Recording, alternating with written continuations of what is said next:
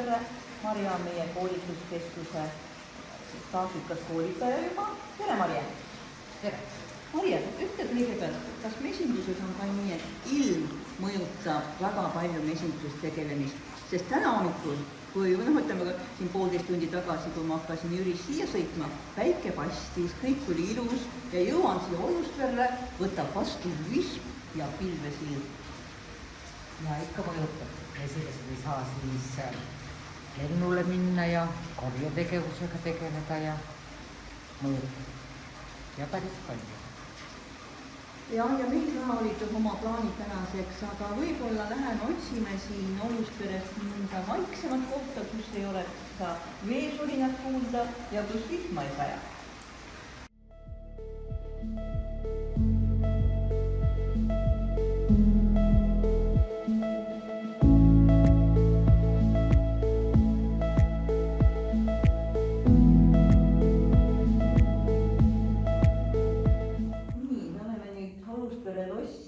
Mugavas Kamminasaalis.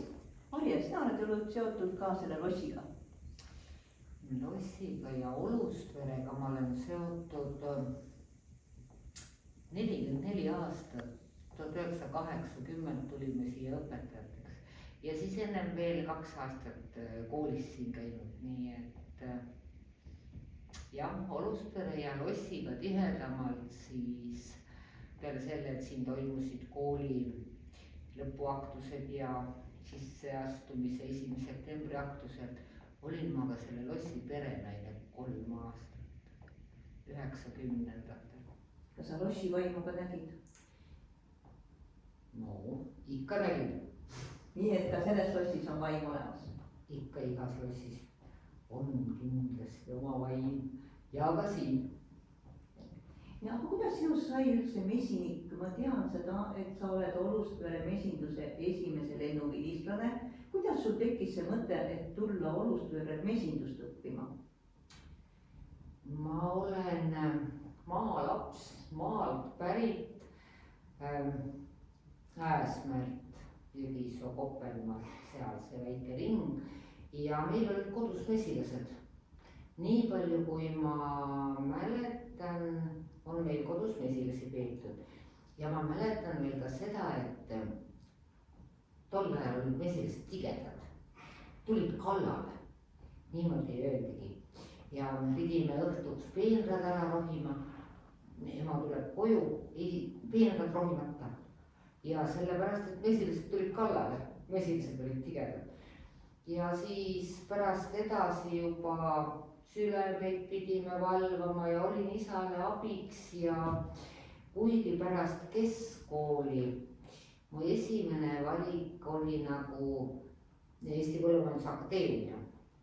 Aga saatus tahtis nii, et ma esimese ringiga sinna sisse ei saanud ja ma juba keskkoolis, kui oli vaja kirjutada, mida õppima lähed, sinna ma kirjutasin, et tulen Olustvere mesindust õppima. Sa ütlesid, et mesilased olid tigedad. Kas sul praegu ka mesilased on tigedad? Ma tean, et sul on seal kuskil 4-15 peret, nagu sa oled alati öelnud. Kas need ka tigedad on? Ei. Ja lihtsalt mesilastega on inimesed teinud tõuaretust niimoodi ja tõuparandust, et tänapäeva mesilased ei ole agressiivsed. On ka teised tõud, siis oli Eesti tumemesilane ja see oligi tige. Kippus nõelema ja aga tänapäeval teisiti. Mis tõug praegu sinu mesilas on? Minul on Itaalia tõug. Ja oled rahul? Ja olen rahul ja olen ära proovinud. Kui me selle kooli siin lõpetasime, siis me olime Roosna Allikul Allikusakoosis mesinikud. Meil oli 240 pere lamaga tarudes ja seal oli kraini. Siis Eesti Vabariiki varustati kraini tõuga ja siis see tumemesilane vahetati. Tuletame meelde, millal siin esimene lend õppis ja lõpetas? Mis aastatel? Esimene lend võeti vastu 1972, aga mina tulin siia teisele kursusele, sest keskkooli baas võeti teisele kursusele ja siis esimene vend lõpetas 1975.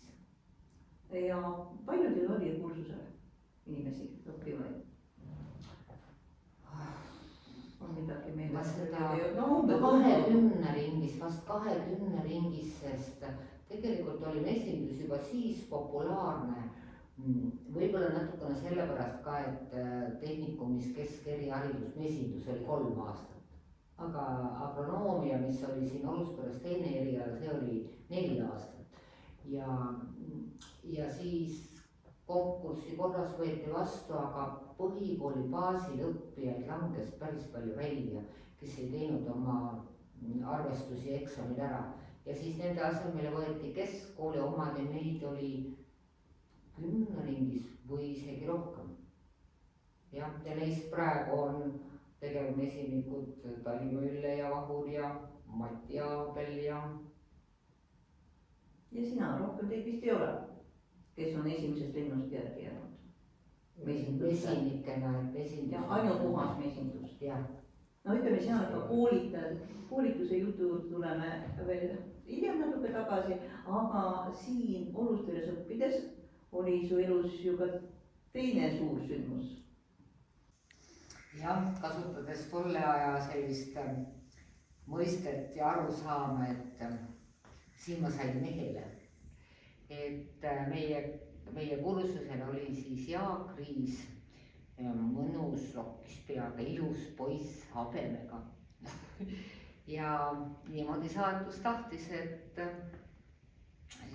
me hakkasime siin käima. Olustvere alleed ja pargid on kõik läbi jalutatud kooliaeg ja abiellusime, jah. Ja siit juba siis suunati tööle, kui tehnikumi lõpetasid, suunati tööle ja sa pidid sinna minema ja siit me siis koos läksime. Ja teie mõlema teene on juba see, et kui vahepeal siin Olusperes mesinduseriala lõpetamine nagu lõpetati, siis ju koos Jaaguga uuesti te hakkasite seda suunda ajama, et siin tuli taas õppemesinduses või olid sa siis juba üksinda jäänud? Ei. Ja kahjuks praegu Jaak enam meie hulgas ei ole, aga õpetamine lõpetati 1992 või 3, siis kui meil muutus riigikord ja hõive põllumajanduses langes 40%-lt 4-le. Ja meil ei olnud õigust õpetada noortele mesindus siiski suht kitsas eriala, sellist kitsast eriala ja lasta neid koolist põllumajandusse tööle, kui kõik oli juba erastamine ja see oleks vale olnud. Ja siis me lõpetasime mesinduse vastuvõttu ära, aga põllumajandus üldisemalt jäi ja mesinduse tunnid jäid ka sinna. Ja kuna vahel enam siin koolis tööd ei olnud, siis Jaak jäi siia tulehoidjaks ja mina siis otsisin tööd mujalt. Hariduse liinis siis jätkasin tööd ja tasapisi see mesindus siin ikkagi alles oli ja 2010 või ennem seda juba hakkasid kutselised mesinikud mesindussektoris rääkima, et peame alustama uuesti mesinike koolitamist, et mesindussektor vananeb ja nii nagu edasi ei saa. Ja see võttis aega oma 4 või 5 aastat, kuni uuesti koolituse saime käivitada. Alates kutsestandardi tegemisest, mesinike kutsestandard siis Eestis olemas ilusti ja selle baasil siis õppekavad ja umbes samal ajal siis, kui me siin seda eriala sisu nagu ette valmistasime Oluspere koolis, siis ka olid siis mõisa hoone kompleksis, siis rajati neid kodasid. Ja kuna vana Meierei oli oli nagu polnud leidnud omale uut sisu, siis Meieris sai siis Meie Koda. Ja see mesilamaja, mis ehitati siis kui esimene Lendl õppis, see on siis 1970-ndatel, see siis oli oma aja ära teeninud ja praeguseks on ta lammunud. Ja miks seda mesindust Olusperes õpetama hakati? Moskvas oli ülemaailmne mesinduskongress ja Eestist oli siis vaja mesilat näidata ja selle kongressi auks siis valiti välja Oluspere, et ta on põllumajanduskool ja siin oli rahvusvaheline trass, kuhu välismaalasi Eestis siis Nõukogude Liidu aeg tohtis viia. Ja nii ta oligi ja muidugi mesindussektor sellega võitis, kuna ennem õpetati mesindust Räpinas ja seal oli ainult kursus. Aga siin oli tasemeõppena keskeriharidus. Õppekavad tehti Moskvas ja nii ta alguse sai.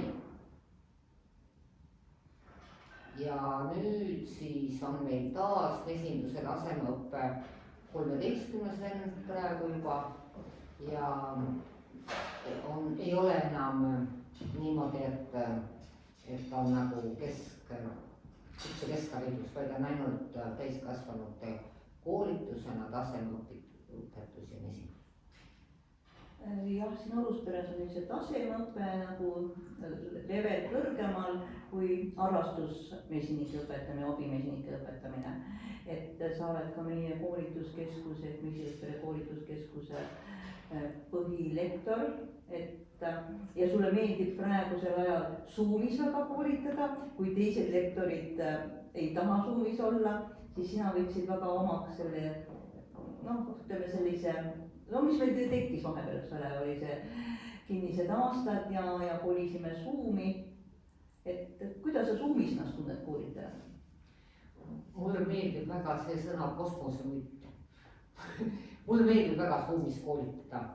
Minu jaoks arvutiekraan ja kui mulle arvutiekraanilt vaatavad vastu õppijad ja juba on suutelised ka suhtlema läbi selle, siis minu jaoks vahet ei ole. Aga nagu ma ise olen vaadanud ja jälgin neid sinu koolitusi, teoreetiliselt ma olen juba vist 5 sinu kursust läbinud ise rohkem, hakkamata veel mesinikuks. Ja siis enamus on ju tegelikult ainult nii, et ei ole nägu, nad ei näita nägu, et kuidas sa saad niimoodi koolitada, et näiteks mina ise koolitan ja minule ei meeldi, kuna siin tunneb, ma räägin ise endaga ja seinaga. Siiski mõni nägu on ja ma näen, kuidas see nägu reageerib. Me oleme üle elanud koroonaperioodi ja siis oli veel loengusaalis loeng ja olid maskid. Ja tegelikult siis ei näinud ka õppijate reageeringut, küll juba natukene silmade või pea liigutamisega. Aga Zoomis, kui mõni nägugi on ja tavaliselt see, kes oma nägu seal näitab, siis see on ka selline aktiivne kuulaja ja osaleja, et nii ma siis näen ja seadistan ennast ka. Mida sa üldse arvad või tähendab, et mis sõnum oleks sulle neile, kes tahavad hakata mesindusega tegelema? Kas piisab sellest, et lööme interneti lahti või võtame Marja-Liisi mesiniku aabitsa lahti või peaks tulema siiski kursusele? Ma arvan, et siiski peaks tulema kursusele, kindlasti Facebook ka aitab ja kindlasti Marja-Liisi aabits ka aitab. Aga selle kursuse õppekava koos sinuga on üles ehitatud tervikuks. Ja kuna ma ise ka praegu pean mesile, siis on nagu näited elust enesest ja kinnitavad ja kinnistavad seda teoreetilist põhja. Ja just nimelt see, et on tervik, et me õpime seal ära mitte ainult Mesilaspere hooldamist, sealt on tulnud algajatelt väga tore ütelus, et mis sa mulle nendest silmadest ja jalgadest räägi, mis ma taru juures tegema pean. Ja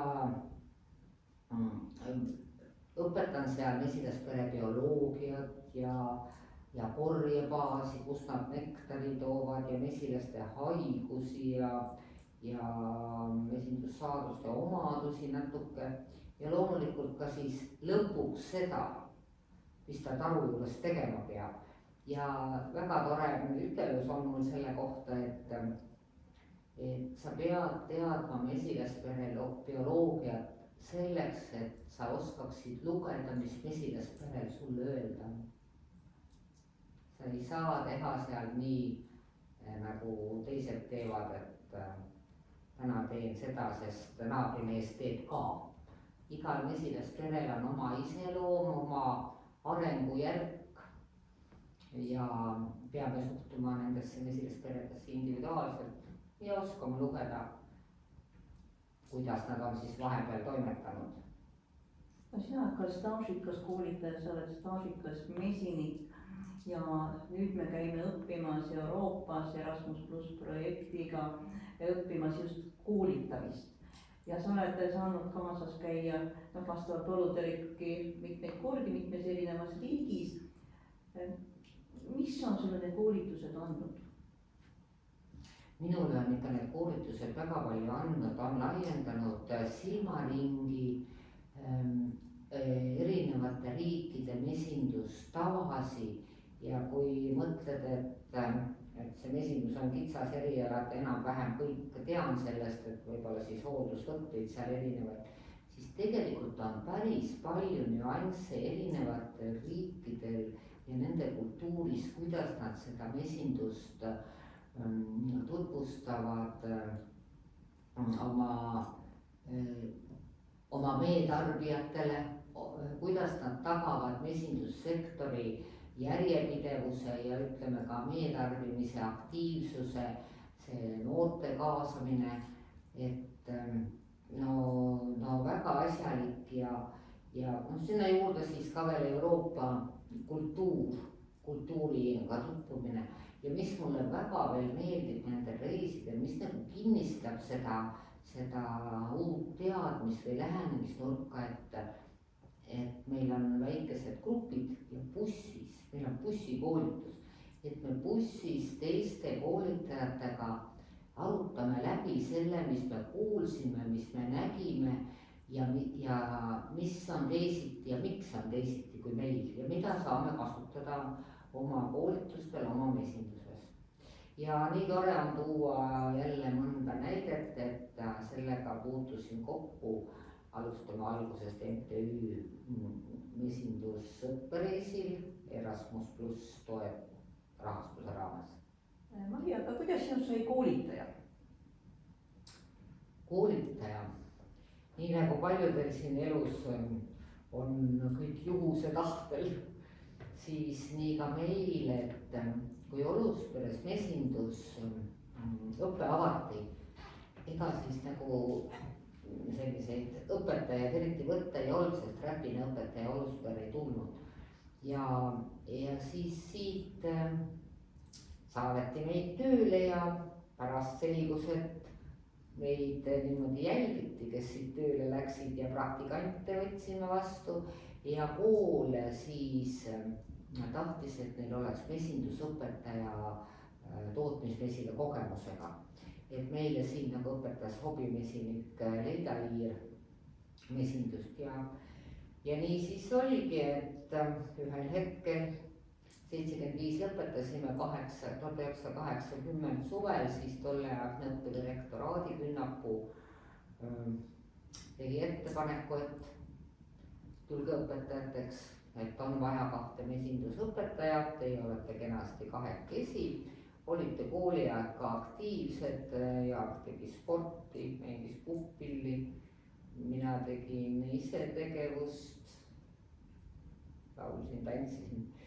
Ja nii siis selle lõpliku otsuse võttis vastu ja tegi ikkagi Jaak, et jah, läheme. Võib-olla mina natukene pelgasin, et naersin tol ajal, et tegelikult me tulime põllutöölistest õpetajateks. Põllutööline oli tol ajal selline amet, mis siis tegi lihtsaid põllutöid, rohis ja korjas kapseid ja mis iganes, noh mesindus niimoodi natukene jutumärkidega ka siis sinna põllutööliste hulka panna. ja tegelikult oli see meil elus päris suur samm ja ma olen väga tänulik oma Jaagule, et ta selle otsuse tegi. et tuleme jah, sest esimene tingimus selle juures oli see, et tuleb minna kõrgharidust omandama. et õpetajal peab olema üks haridustase nagu kõrgem kui see, mida ta õpetab. ja nii see siis oligi, mäletan ma esimest tundi, et kael oli kange ja siis tuleb veel kadunud Aadi Künnapuu lillekimbuga õnne soovima. see oli tore, aga see oli ka selline karm. aga edasi läks nagu kenasti tööd, oli muidugi väga palju, me pidime need tunnid kõik ette valmistama, vaatasime ka oma vanu konspekte ja neid siis lugesime, siis noh, mõni asi oli ikka nii ära ununenud, et pole nagu kuulnudki, mis koolis räägiti. et mida siis läks ja kahekesi siis õpetasime mesindust siin. jah, olid toredad ajad ja õppijad, õpilased ikkagi väga toredad, kes toovad su ellu sellist looduslikku uljust ja seda ma saan ka praegu öelda, et kuigi õppija on täiskasvanu, siis Olusperes tasemekoolituses õpetan ma suht rasket ainet, ikka sedasama mesilaspere bioloogiat. et siis need täiskasvanud õppijad on ka sellised mõnusad oma teadmiste imu ja elevusega ja see on tore. ja oma konspektid, mida te Jaaguga koos tegite, siis sa vormistasid selle siis nii-öelda raamatuks, õpikuks, et sinu mesinduse õpik esimene. ei, mitte päris nii. noh, tol ajal oli ju selliselt, et konspektid dikteerisid tunnis, kõik kirjutasid krõbinaid konspekte, sest õpikuid ei olnud, oli tegelik mesindus alles ja oma, aga õppeaineid oli märksa suuremas mahus kui seal on. ja siis dikteerisid õpilastele konspektid, nad kõik kirjutasid, konspekteerimine oli kohustuslik. ja 92, aga vahepeal oli tulnud siis arvutiajastu ja sellel uusvastuvõttudel ma esimesele lennule siis, kes on täiskasvanu koolitusel tasemeõppes oli, õpetasin mesilaste haigusi, sest ma ka tol ajal õpetasin mesilaste haigusi ja sellest paberkandjal käsitsi kirjutatud konspektidest teha tahvlile arvutilugu. see oli päris ränk, kuigi vahepeal siiski väike etapp oli. ennem kui me selle mesinduse koolituse, tasemekoolituse siin ära lõpetasime, tuli dataprojektor. see oli selline, et kile oli ja kile peale kirjutasid ja siis lasid seinale selle, said sinna. see oli graafoprojektor. see oli graafoprojektor ja see enne dataprojektor. sest data on see, millega juba arvuti sisu lased seinale. aga mulle meeldib ka see arvutilugu ja arvutivärk, PowerPointi võimalused arvutist, muud võimalused, kuigi seda interaktiivset tahvlit ma olen vähe kasutanud. aga mulle see kõik meeldib. ja sinu PowerPointi need slaidid, nad on väga ilusad, iga kord sa natuke neid muudad, seal on pilte, seal on teksti, see on kõik nii-öelda balanssis kõik olemas. ja vot me salvestame ju oma Zoomi neid koolitusi, kas sa oled ise neid ka niimoodi järgi kuulanud ja siis ka ennast uuesti vaadanud või ei ole sa seda jõudnud? ma ei ole seda jõudnud, kuigi ma arvan, et seda võiks isegi korraks proovida, ma ei tea, 10 minutit vaadata või sealt õpiks, võib-olla peaksin midagi muutma. aga kogu see PowerPoint lugu on õpetaja jaoks ikka väga hea. esiteks ta hoiab sind järje peal, nii nagu õppekavas ja teemad on ette nähtud, et sa ei kaldu teemast kõrvale ja natukene spikker ka. aga kui jah, nüüd vaadata salvestusi, noh, meil on need alati kursuse lõpuni üleval, see tähendab, kui meil kursus algab seal, kas mõnikord oleme juba novembris alustanud, mõnikord jaanuaris ja kuni siis kursus lõpeb, 9 kuud on aega kursuslastel ka järel kuulata. Et ma ise mäletan oma kui ma käisin koolitajaks õppimas, et kõige hullem oli see koolituse ajal, kus meid pandi siis mingit rolli mängima, meid filmiti ja pärast pidime vaatama, mida me seal rollis tegime. Et kuidas sulle meeldiksid erinevad rollimängud? Koolitajana ma mõtlen. Ja ma olen selle läbi teinud peale siis Eesti Põllumajandusakadeemia olen ma lõpetanud Tartu Ülikooli pedagoogika ja seal me olime ka esimene lend, kus võetigi vastu kutseõppeasutuste erialaõpetajaid, et nendel ei olnud pedagoogilist haridust. See oli ka siis 90-ndatel, et see oli päris karm. Seda filmiti, meile teema anti ette ja siis sealt iseennast vaadata.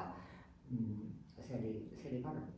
Aga nüüd ma olen harjunud, ma tean, et kui ma siit läksin Tallinnasse tööle, siis see asutus oli, osa oli Tartus, osa oli Tallinnas ja olid videokoosolekud. Aga see siis nagu harjutas ka seda ekraani ja läbi ekraani suhtlema ja võib-olla see andis ka natuke sellist baasi selle Zoomi jaoks. Ja see oli meil ikka päris pikalt, et me ei sõitnud Tallinna ja Tartu vahet, vaid olid koosolekud Zoomis. Muidugi alguses ekraan seinal vaatasid, et nägu oleks ilus ja umbes nii, et tuleb televiisoris. Pärast oli täiesti tavaline, nii kui läheksid saali koosolekule kokku. Tuleme nüüd uuesti mesinduse juurde. Sinu järel tuleb põlvkond, sinu lapsed, on nendes ka saanud mesinikud? Ütleme niimoodi, et mesinikud nüüd päris ameti mõistes ei, aga vabaaja mesinikud küll. Mu pojal on mesilased ja meil on ka ilus väike pilt, kus mu lapselapsel, pojal on väikene mesinduskostüüm seljas ja väikene suitsik käes. See on nii armas. Aga kes on praegu minu selliseks, ütleme ka abiliseks ja kellega ma nagu seda mesilasperede sisu arutan rohkem, on siinkandis minu tütar Sirli, siis kui ma üksi jäin, siis temaga koos me seda mesindust siis vedasime. Ja kuna meil on paikkond ja korje siin enam-vähem üks, me elame siin lähestikku, siis temaga nagu rohkem seda mesilasperede sisu. Aga jah, mõlemal mu lapsel on mesilased ja neid siis lapselapsed aitavad ja nagu ma juba ütlesin, siis ka lapselaps. Väga tore. Nüüd varsti algavad meil uued kursused. Mida sa ütleksid selle nii-öelda kursuste kohta? Kas praegu on küll mesinduses ongi see natuke selline allakäik, nagu huvi hakkab vist kaduma, sest kes on nagu mesindusega hakanud tegelema, siis nad on nagu aru saanud, et ratsarikkaks ei saa. Jah, ratsarikkaks ei saa, aga võib-olla on see mesilastega tegelemine kaldunud natukene sinnapoole, sinna rohenäppude poole. Et siis võetakse või tahetakse pidada 1-2 pere, et nad siis sumiseksid ja tolmeldaks ka, seda ka teatakse. Aga ka selle 1-2 pere jaoks on vaja teadmisi. Ei ole hulgast, et kui neid on palju koos, et siis on rohkem vaja teadmisi. 1 pere või 30 pere, nende peredel on erinev iseloom ja peab ikka õppima, kuidas neid pidada, sest selle mesilaste pidamise, hooldamise parandusmoment tuleb aasta pärast. ja kui on tehtud vigu, siis tulemus on karm. see mesilaspere ei näe kevadet ja peame ikkagi oma teadmisi nii palju täiendama, et meie enda poolt teeksime kõik, et see mesilaspere näeks kevadet, elaks talve üle. kuigi loodusel on seal mesilaste juures päris suur oma sõna öelda, et mõnikord on ka nii, aga suurtel tegevmesinikel, et sa teed kõik ära ilusti, õigeaegselt, õieti ja see mesilane ei tule, mesilaspere ei tule kevadesse välja, siis noh, vaatad, mis sõltus sinust ja mis sõltus loodusest, sügisest, ilmastikust, talvest ja see, mis sa seal ise tegid. et igal juhul mesilaspere elulugu või nende toimetamine on päris huvitav ja ka ühte-kahte pere pidades tasuks kindlasti läbi käia koolitus ja saada see kindlus. meil on väga palju kursusele nagu tulnud, kellel ei ole algul ühtegi peret, nad lihtsalt tulevad, et äkki ma hakkan mesinikuks või mesindusega tegelema. sa alati ütled esimesel loengul väga ilusasti, et kursuse raha ei ole kunagi maha visatud. jah, ei ole sellepärast maha visatud, et tegelikult arusaam neid mesilasi pidada on selline pinnapealne ja arvatakse, et seal polegi vaja midagi teada. ja kui siis kogu see mesilaste lugu ja hooldamine ära kuulatakse, siis öeldakse, et ei kujutanud ettegi, et nii palju on sellel erialal ja mesilasperel nüansse ja kui siis tehakse otsus, et ma ikkagi ei hakka mesilasi ise pidama, vaid ostan endiselt meie oma tuttavalt mesinikult, siis on saadud hingerahu. on saadud hingerahu, et jah, mul läheb veel aega, et neid mesilasi võtta või kas ma üldse võtan. ja igal juhul kursustel saadud teadmised, mine tea, kus neid vaja võib minna. ja kursustel tekib ju ka sotsiaalne suhtlemine, tutvusringkond läheb suuremaks. oma sarnaste hobidega, harrastustega inimesed ju siiski hakkavad suhtlema, et kuigi Zoomis on meil vähe suhtlemist, noh, rohkem on niimoodi, esitatakse sulle küsimusi, sa vastad, sa ise ärgitad neid, aga meil on ka praktikapäevad, seal saadakse näost näkku kokku. et ma tean isegi, et on jäänud noh, palju rohkem suhtlema omavahel grupid. jah, see on kindlasti nii, et praktikapäevadel see selline sotsiaalne suhtlus tekib ja kui ma siin Orustares vaatan tasemekoolituse õppijaid õppeprotsessis, siis see suhtlusringkond, mis nad siit saavad ja mis neil laieneb, see on ikka väga kasulik. seda nimetatakse sotsiaalseks kapitaliks.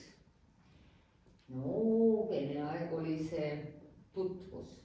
sotsiaalne kapital on igal juhul sobib tänasesse päeva märksa paremini ja muidugi mesindussektor on tänu sellele võitnud, et on täiskasvanute koolitus ja on erinevate erialade inimesed, kellel on üks eriala ennem omandatud, sellel alal töötatud ja tegelikult praegu see mesindus on selline osalise tööajaga mesindus.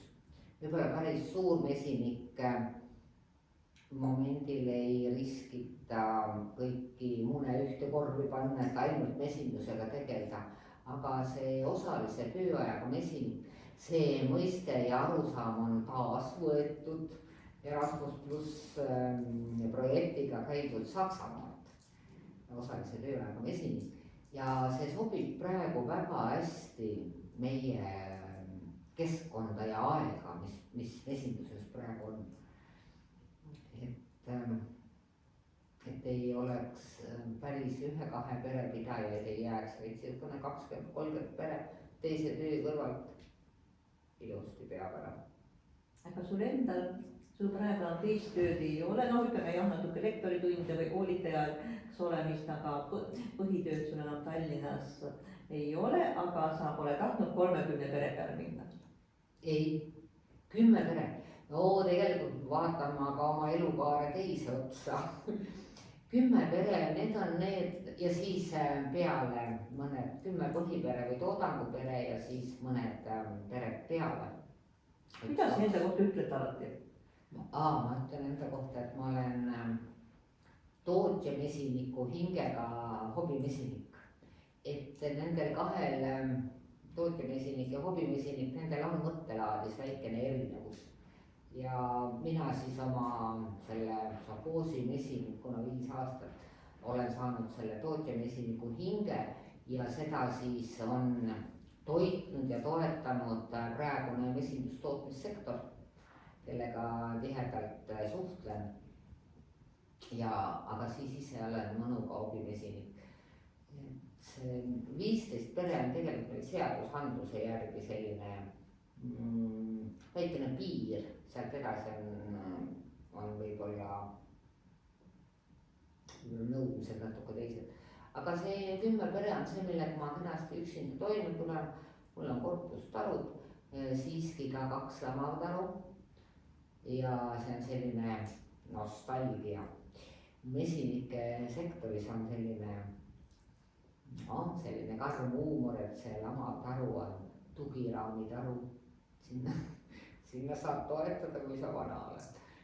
Aga nii ta on ja ei tahaks nagu seda mesindust jätta, see on hinge külge kasvanud ja tänapäeva elutempot ja erialasid, kus inimesed töötavad tööealised, et see inimene vajabki nagu hoopis teist levelit, et oma igapäevaelus toime tulla ja kui sa lähed mesilast pere juurde ja hakkad nendega seal toimetama ja lugema, mis neil sulle öelda on, et siis kõik see muu virvarr ja jama su ümber nagu kaob ja sa oledki mesilastega seal ühel levelil, hoopis teisel levelil ja toimetad nendega ja see annab hinge. Ja minul ka siis, kuigi mul on nüüd pensionipõlv, siis see mesindus ikkagi annab mulle hingerahu. Aitäh, Marja, tore oli sinuga vestelda ja varsti jälle sügisel kohtume Zoomis ja võib-olla kohtume ennem Zoomiga ühel õpirändel. Meid ootavad erinevate riikide mesindusõpe. Ja aitäh Mariannele, et sa oled mesindussektorisse nii palju panustanud. Alustame algusest MTÜ, kes siis on võtnud enda kanda mesinike täiskasvanute täienduskoolituse. Et Olustveres me natukene, kui on võimalus, eelistame neid siis, kellel on kursus läbitud ja kellel on 1-2 pere. See loob sellise ühtlase grupi ja miks meil Olustveres selline suhtumine on selleks, et Olustvere õpe on siiani olnud riigi rahastada ja kui õppida siin tasemekoolituses aasta ja siis saada aru, et ma nendega ei tegele, et see pole õige. Riigi raha kulutamine sellisena. Aga aitäh ja koolitame edasi. Aitäh sulle ja jõudu sulle koolitajaid koolitamast ja koolitajate koolitamine on praegu meil tegelikult väga, võib öelda väga vedanud, sest MTÜ alustame algusest on tõesti Erasmus Plussis akrediteeritud täiskasvanute õppeasutus. Saime selle ju juba 3 aastat tagasi sellise kõrge hinnangu ja see annab ju eeldused nüüd veel mitu aastat käia erinevates riikides õppimas. Tõesti, see oli väga suur üllatus, et me selle saime, aga ma ütlen ka, et see on ka tänu meie koolitajatele, sellepärast et me teeme koostööd ju rohkem kui 20 koolitajaga. Meil on põhikoolitajad nagu sina ja Talimaad ja siis Jorma õigus aga meil on ju ka neid, kes teevad üksikuid õppepäevi. ja sellepärast on hästi tore teha koostööd erinevate koolitajatega. Ja see annabki selle edutegurid tegelikult kätte koolituskeskusele, et noh, see koolitajate võrk, eks ole, ja nagu sa ütlesid ka, et kui me bussis kuhugi sõidame järgmisse riiki, just selline õlatunne tekib, eks ole, ja omavahelised diskussioonid ja kogemuste vahetevahel nägelemised ka, aga need ainult rikastavad. Et noh, ütleme erinevad mõtteviisid ja noh, ikka erinevad inimesed bussis, erinev energia, vanusegrupp on meil enam-vähem küll üks, sealt ütleme 40+, alates on kõige nooremad on 40-sed ja kõige vanemad on siis 70+ paar tükki, eks ole. Nii et selline kuldne keskmine tuleb välja meil, aga kõik me oleme väga erinevad. Kas meil bussis on ka väga tore tajuda seda, kuidas see mõttemaailm mesinikult läheb koolitajaks, et mida sa koolitajana kasutad ja mida sa koolitajana õppisid. Et seda on päris tore jälgida ja me oleme teinud suuri edusamme. Ja ma tahtsin just öeldagi, et kui me tuletame nüüd meelde kõige esimest sõitu, et kuidas seal oli ja nüüd, kuidas me juba praegu näeme, aga tegelikult seal ongi väga palju ka sinu seda teenet, et sa võtad alati kokku ja uuesti kõik need noh, kas õpiväljund on saadud? Võitlines, et kas õpiväljund on saavutatud ja kui sa nüüd ei ole saanud mõnel õpireisil käia, õpirändel, eks ole, siis alati öeldakse niimoodi, Marjet ei ole, kas täna saab kergemini läbi? Ja eks me olemegi saanud siis natukene kergemini läbi, eks ole. No siis on võib-olla bussis kergemini läbi, aga siis pärast aruannete kirjutamisel see õpiväljundi saavutamine siis on veidi rohkem vaeva nähtud, et õpiväljund peab olema igal juhul saavutatud. Ja üks asi, kas ainult aruandesse tegelikult ka tegelikku ellu tuua kaasa need, mida me seal on õppinud. Et nüüd me hakkame 3. aastat käima mööda Euroopat, et nüüd oma koolitajatele peamegi nagu panema ka kõrgemad nõudmised ka nende saavutamiste kohta. Miks ma ütlen, et me peame seda tegema, sest me oleme koos neid õpiväljundid ju välja töötanud ja õppekavasid ja ma olen alati sinu peale toetunud saanud selles osas, jah, ja sealt võib-olla just nimelt see järgmine samm, et mida peaksime arutama, et kuidas ja kus kasutasid. Et selleks ju, et said need ja need teadmised ja targemaks, aga kuidas kasutasid edasi. Et see on nagu selle asja point.